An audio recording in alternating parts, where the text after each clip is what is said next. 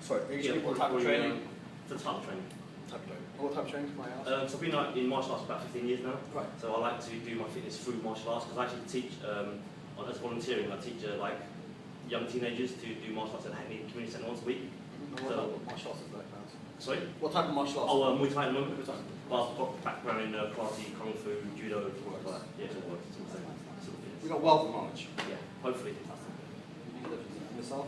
I've said about six. I've got really no experience of selling, so fairly low. Okay. There's going to be a lot of stuff on selling that's called non-verbal communication and verbal communication. We're going to go through that whole process.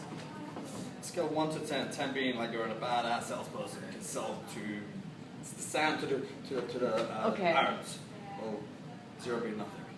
Well, maybe in Italian I could do a little bit better, but I'm working on my English skills, and yeah, I'm working on that. I would say 6. 6, okay. Right. Yourself? 6 plus. We're here to learn too, bro. 9. 9. Good. I'm going to get you guys on 9. Yeah. Alright.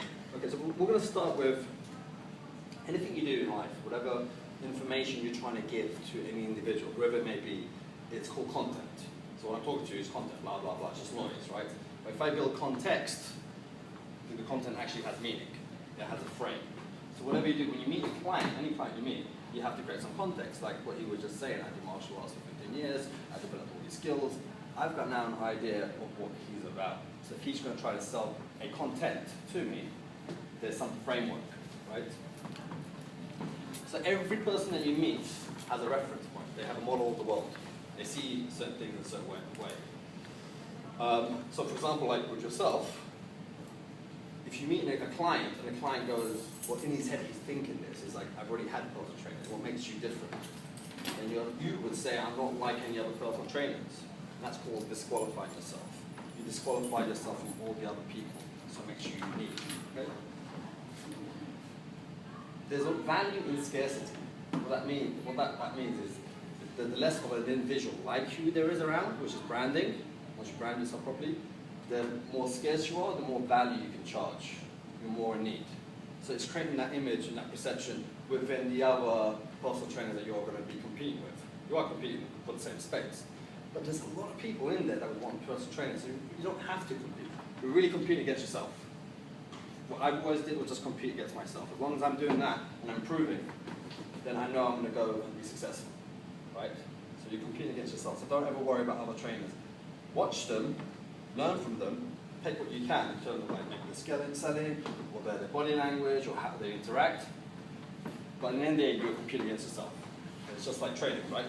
You're going to failure each time. As long as you're going to failure with selling, it's the same process.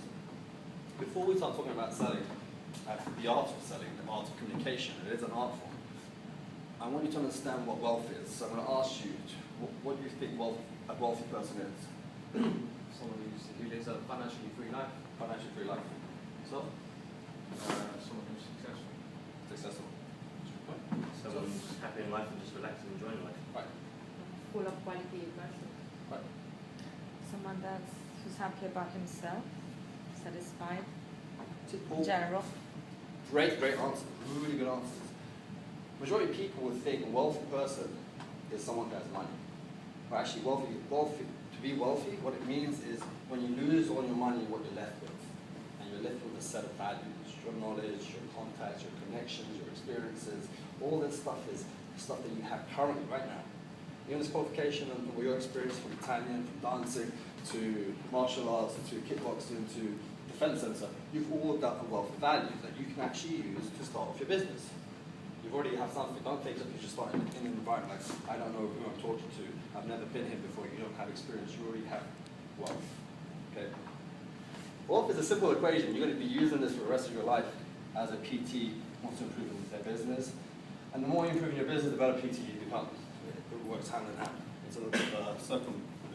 So wealth, the way I define it, equals value times leverage.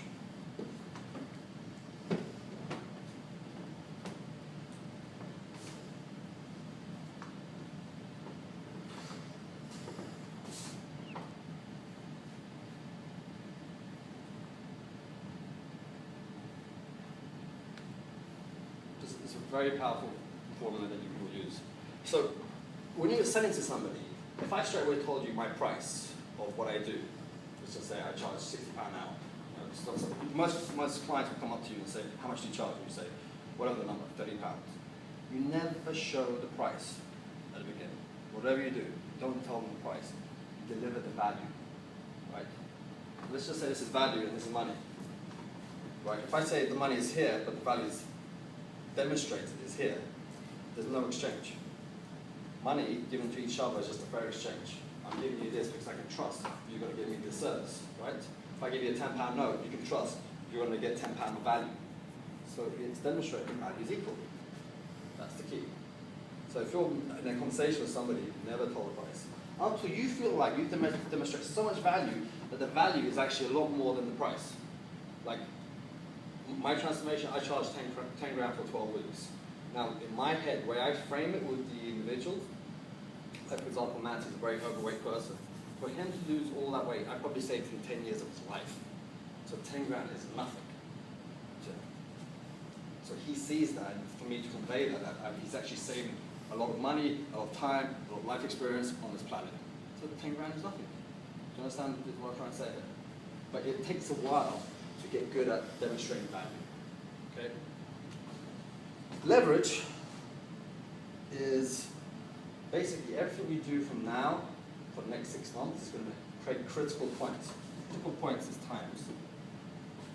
So everything you do now is going to be a critical point. Every client you have, don't see it as your cash cow. Don't ever see your client as a cash cow. See your client as an asset that's going to appreciate in value.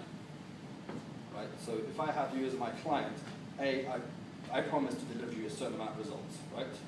I get those results off you. You are going to create me testimonials, transformation pictures. Also, I create a referral stream because you have a host of different friends who might want my service. You'll become my best salesperson. My clients are my best salespeople. And that's how you work. It's called social proof.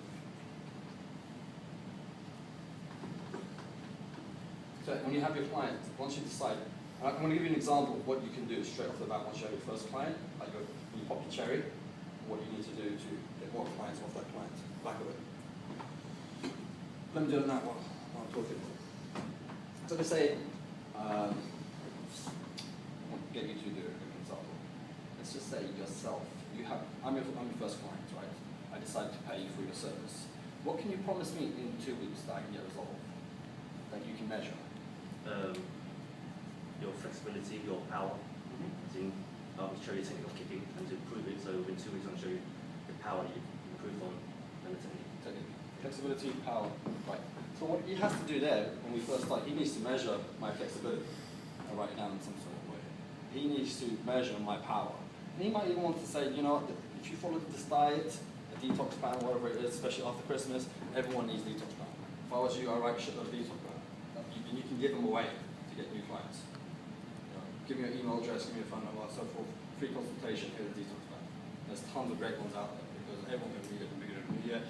And anyone who follows the detox plan will lose what? Maybe 2 kilos quickly, because it's just initial weight.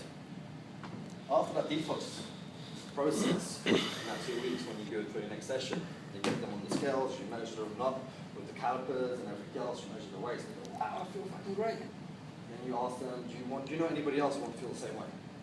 Simple question, do you know anybody else who feel the same way? And they might say, I know Paul. He probably wants to do it. Oh, do you have Paul's details? Do you have his contacts? Do you have information? Because I'm doing a promotion for the January. I'm a new trainer. I'm getting new clients, so I'm giving them like 3 sessions away, which is equivalent to £100. And you create a form, a voucher, to give it to Paul, so Paul can feel amazing with his friends to give it to his friends. And then Paul feels like a champ because he lost the weight, he needs to lose weight, and he's got something to give to somebody else as a physical product. You want to make sure it's physical, so he's done the job done. He refers you to the client. Now the referral is not the important part. To get referral, it's creating an appointment. Right? Having that appointment locked down so they're sitting down and having a conversation. Rather than just having, I got a referral.